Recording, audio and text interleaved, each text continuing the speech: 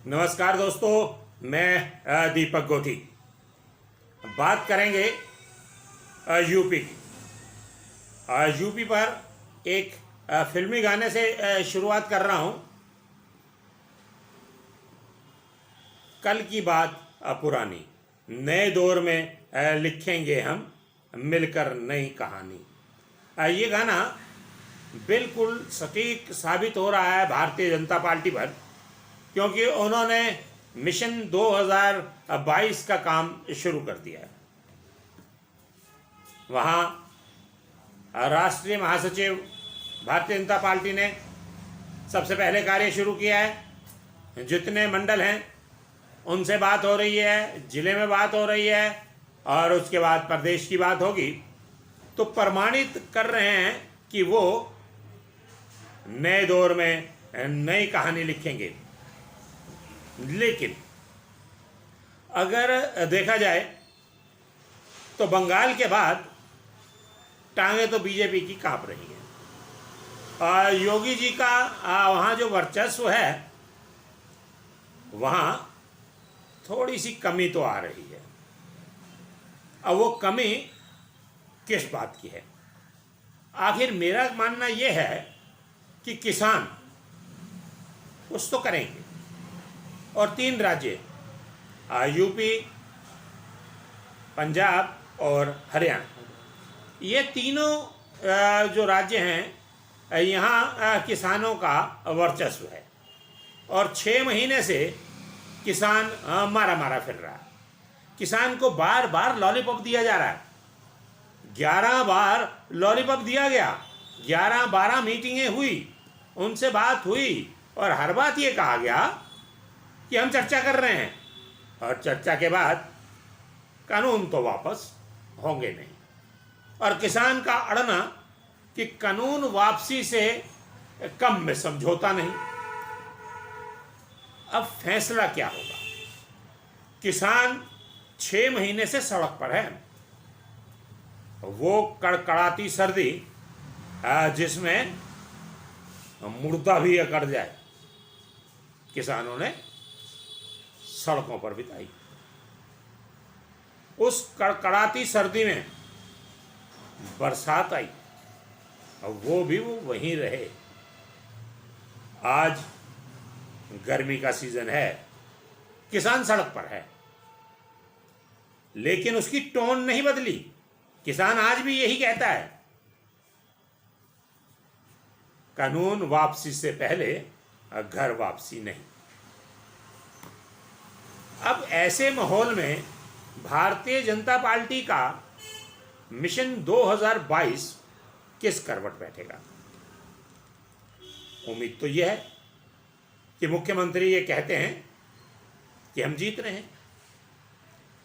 हो सकता है सही कह रहे हो, लोग तो झूठ कहते हैं और हम सच मान लेते हैं। ये हो सकता है सच कह रहे हो, लेकिन क्या ये सच बंगाल जैसा है कि 200 जीत रहे हैं?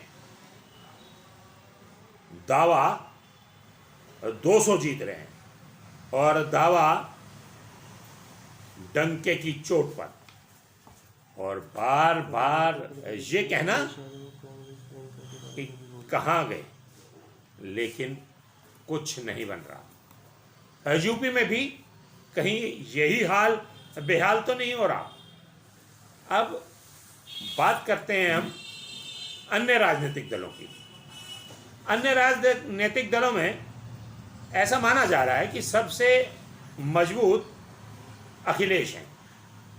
अब अखिलेश जो हैं वो कितने मजबूत हैं, ये बात उनके कहने से चलता है। वो सर्वदलीय पार्टी नहीं है। सबसे बड़ी दिक्कत यह है, वो क्षेत्रीय पार्टी है। और जब क्षेत्रीय पार्टी से बात होती है तो आपको याद होगा, पिछला चुनाव कांग्रेस और अखिलेश ने मिलकर लड़ा, दोनों की नीयत डूब गई। क्यों डूबी?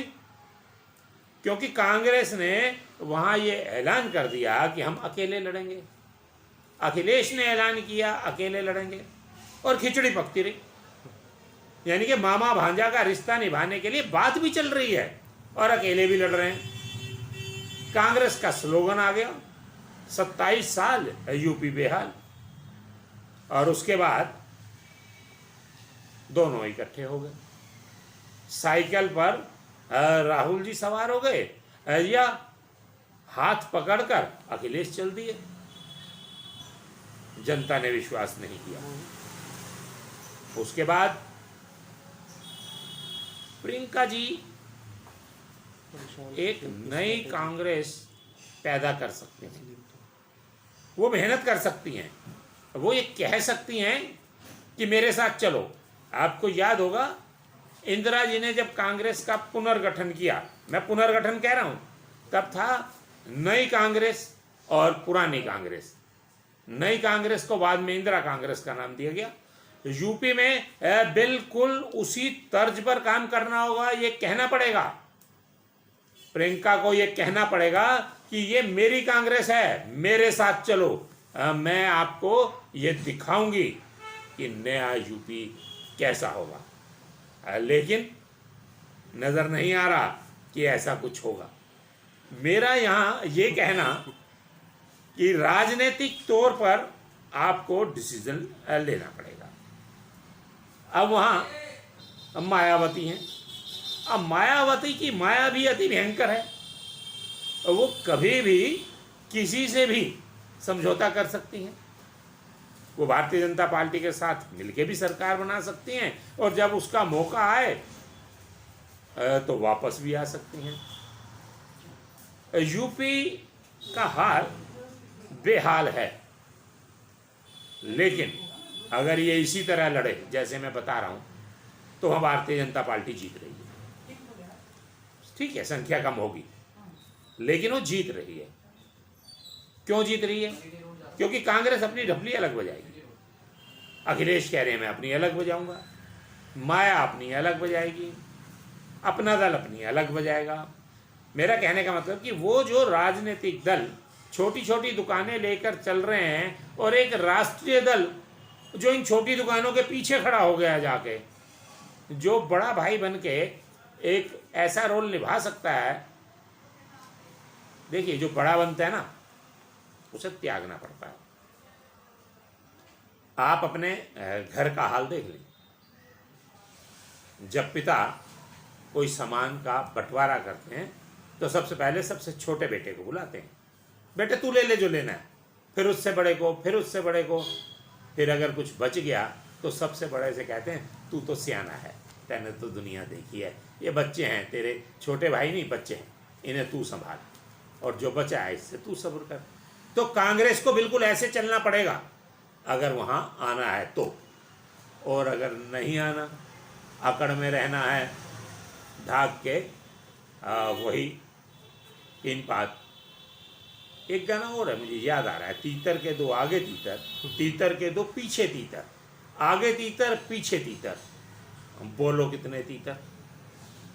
आपको याद होगा ये गाना, मेरा नाम जोकर का था, सिमी ग्रेवाल ने गाया था और ऋषि कपूर का बाल रूप था। फिल्म बहुत बढ़िया थी, देखने में भी अच्छी थी।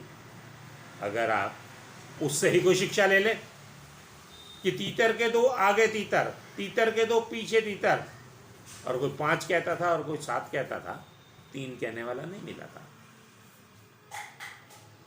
इकट्ठे हो जाओ लेकिन दिल से हो जाओ तो कुछ कर लोगे, नहीं तो मिशन 2022 भारतीय जनता पार्टी ने शुरू कर दिया है।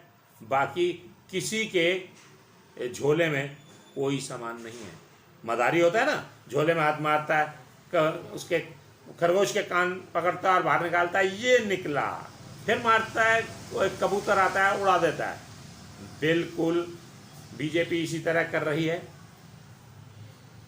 बीजेपी की झोले में बहुत सारा सामान है, कब क्या निकाल ले पता नहीं। और बाकी जो हैं ये अभी सोच रहे हैं कि क्या करेंगे, ये अंतिम क्षण तक सोचते रहेंगे, ना मिल के लड़ेंगे ना अलग होके लड़ेंगे। लास्ट तक इनकी जूतियों में दाल बटती रहेगी और बीजेपी वहाँ आने वाले समय में सरकार बनाने में कामयाब हो जाएगी। अभी इतना ही, फिर मिलते हैं। जय हिंद।